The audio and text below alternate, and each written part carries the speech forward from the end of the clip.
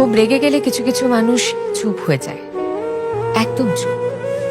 ঝগড়া করে না, চিৎকার করে না, মুখে যা আসে তা বলে দিয়ে পরে সরি, রাগের মাথায় বলে ফেলেছি, কিছু মাইন্ড করো না, এই অবধি যায় না। কেন বলুন তো?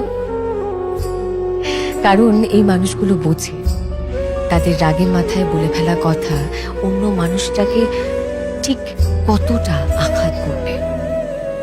তারা এটাও বোঝে সেই আঘাত বুকে বয়ে নিয়ে বেড়ানোর কষ্টটা কি।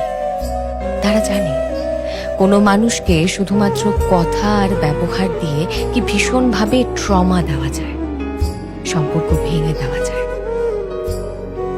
তারা জানে ভেঙে যাওয়া জিনিসগুলো একবার ভেঙে গেলে হাজারো সরি বললেও সেটা আর জোড়া দেওয়া যায় না। তাই রাগের মাথায় সেন্সিবল থাকা, মানুষটার খারাপ লাগবে সে বিষয়ে ভাবা কিংবা তার প্রতি অনুভূতিশীল হওয়া এতটা সহজ নয়। যারা পারে তারা জানে কি ভীষণ কঠিন এই কাজ।